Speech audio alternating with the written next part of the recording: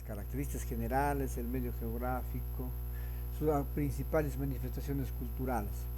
Pero cuando tenemos que hablar de las cuestiones generales, de las características generales de la cultura Paracas, jóvenes alumnos, en este periodo histórico, ya la cultura chavín empieza a perder influencia. Ya no tenía el poder que los sacerdotes tenían en el periodo chavín. Aquí empieza a perder fuerza. ¿Cuáles son las causas por las que Chavín empieza a perder fuerza y surgen culturas nuevas después? Entre ellas Paracas, es que los sacerdotes que tenían conocimientos amplios de astronomía, los que predecían la época de cosecha, la época de siembra, porque eran expertos en el calendario agrícola, empiezan a cometer errores en sus predicciones. ¿Cómo no iban a cometer errores en sus predicciones los sacerdotes de esta época?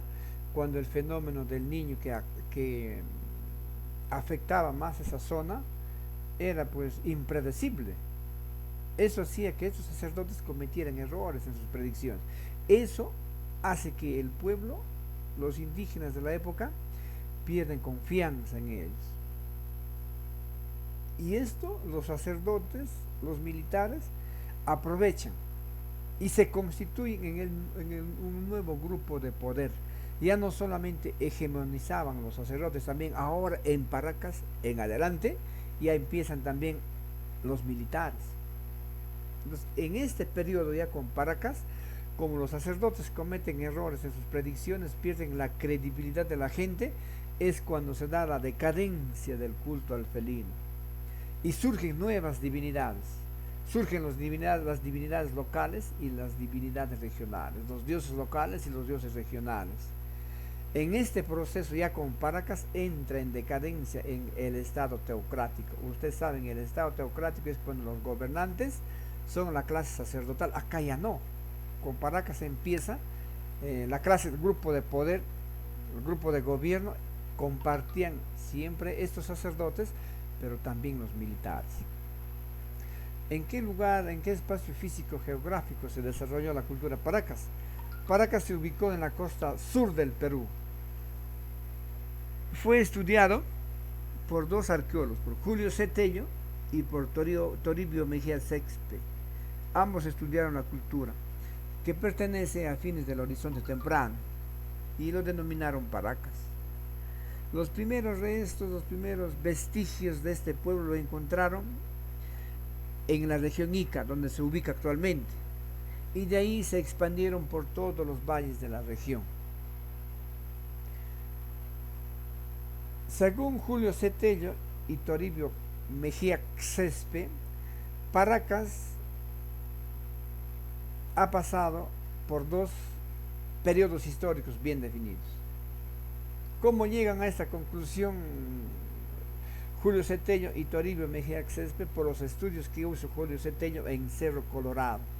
Ahí observa Tello que las tumbas tienen dos estilos diferentes, que han tenido dos formas muy diferentes de construir sus tumbas.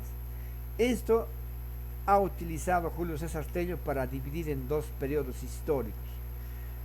El primero es Paracas Cavernas, que se desarrolló entre 700 y 100 años antes de Cristo, y Paracas Necrópolis entre 100 antes de Cristo y 500 después de Cristo. ¿Cuáles son las características que encontró Julio César Tello en Paracas Cavernas, a la que él le denomina Paracas Cavernas? La construcción de las tumbas eran subterráneas, tenían forma de una botella o copa invertida. Su principal centro cultural de este periodo, Paracas Cavernas, ha sido Tijuana.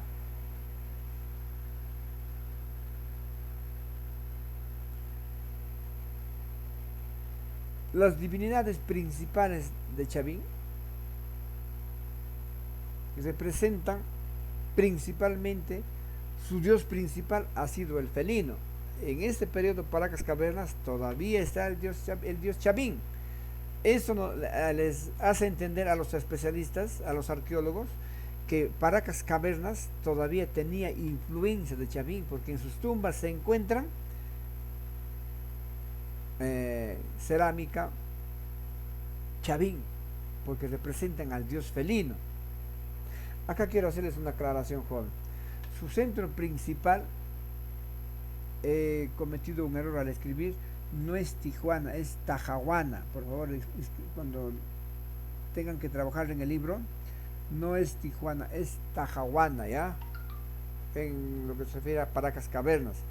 Pero Paracas Necrópolis, quien hizo el estudio, ha sido Toribio Mejía Césped. Él encuentra una diferencia sustancial con las tumbas. En Paracas Necrópolis las tumbas son fosas rectangulares, no subterráneas, sino semisubterráneas. Ahí depositaron sus fardos funerarios. Mientras en Paracas Cavernas lo hacían individual, en Paracas Necrópolis lo hacían colectivo. Se asemejaban a enormes tumbas, como pequeñas ciudades. En Paracas Cavernas todavía se encuentra influencia del dios felino. En Paracas Necrópolis ya no hay dios felino. Aquí aparecen otras divinidades. Aparecen peces, aves, flores. Y eso explica a Toribio Mejía Césped, él, que Paracas Necrópolis tenía religión propia y cultura propia. Entonces, Paracas Caverna tenía influencia todavía de Chavín y Paracas Necrópolis ya no. Tenía cultura propia, religión propia y en este caso sí estamos hablando de un nuevo pueblo, una nueva cultura con características propias. Ahora, ¿cómo era la sociedad y la política en Paracas? Aquí ya no es un estado eminentemente teocrático. Aquí se consolida un estado teocrático y militar. Comparte el gobierno los militares y los sacerdotes. Por eso yo les pongo en la ficha que eran gobernados por sacerdotes y militares. ¿Y quiénes lo conformaban el pueblo? El pueblo estaba conformado por los campesinos que trabajaban en el campo, labraban la tierra, los pescadores que trabajaban en el mar y los artesanos que fabricaban los tejidos. Esas eran las clases sociales en Paracas. Las principales manifestaciones culturales, Paracas destaca en cerámica. Y en cerámica también se distinguen dos tipos de cerámica.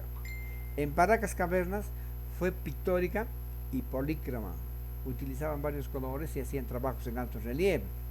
En Paracas Cavernas representaban a su dios felino. Ahí nos damos cuenta muy claramente que Paracas Caverna tenía influencia todavía de la cultura chavín. En cambio, en Paracas Necrópolis, la cerámica fue monócroma, utilizaban un solo color. Y en sus representaciones han representado aves, plantas y seres antropomorfos. Aquí vamos a darnos cuenta que hay diferencia. Y vamos a determinar que Paracas Necrópolis ya tenía cultura propia, no tenía influencia de Chavín, mientras que Paracas Caverna sí. ¿Cómo era la textilería? Los textiles de Paracas hoy son considerados han sido los mejores tejedores del Perú antiguo. Los trabajos más significativos de la textilería Paracas son los mantos ceremoniales, que han sido elaborados con lana de camélidos, con algodón, con cabellos humanos, con fibra de oro. Aquí se aprecia los mejores tejidos, ¿no? En sus representaciones se observan felinos, seres mitológicos, peces, y para que hagan sus tejidos utilizaron los telares de cintura para fabricar sus mantos. Para que elaboren esos maravillosos mantos han utilizado técnicas de encajes, bordados, tejidos de aguja en 3 dimensiones. Ahora, ¿cuál era la finalidad de los mantos? Eran utilizados como atuendos, como en ofrenda a sus muertos. Los tamaños eran variables, pero generalmente entre 2,5 metros de largo y 1 metro de ancho. Las trepanaciones craneanas, también destacaron ellos, como era un pueblo que continuamente estaban en conflictos, en guerras, bueno, se fracturaban el cráneo, tenían coágulos de sangre, y es posible también que tendrían tumores en el cerebro, y esos tenían que ser extraídos. Y ante la necesidad de salvar la vida a las personas, hacían intervenciones quirúrgicas que los arqueólogos le han denominado trepanaciones craneanas. Esas operaciones consistían en hacer un corte en la parte del cráneo que estaba afectado, producto del golpe, y los extraían. Eso lo hacían en el periodo Paracas Cavernas, no en el periodo Paracas Necrópolis, sino lo hacían en el periodo Paracas Cavernas. Utilizaban instrumentos quirúrgicos como el bisturí, cuchillos elaborados con piedras de obsidiana, y luego de extraer la parte afectada del cerebro, la parte dañada, eran reemplazados por una placa de oro o de plata, o a veces los ponían mate, pues dependiendo de la condición social del paciente. Y para que durante el proceso de la cirugía, para que el paciente no sienta dolor, le daban brebajes elaborados con hoja de coca o la chicha de jora. Las investigaciones demuestran que muchos pacientes sobrevivieron y muchos también han muerto. En ese tiempo la ciencia y la tecnología no era pues como ahora. Lo hacían en dos condiciones. Bien, en la página 58 y en la página 59 hay dos temas que ustedes tienen que resolver. Les voy a mandar una foto ahora para que ustedes puedan resolver, y verificando el aprendizaje, eso sí lo hacen ustedes. Muy bien, jóvenes, aquí terminamos. Nos vemos en la próxima clase. Gracias.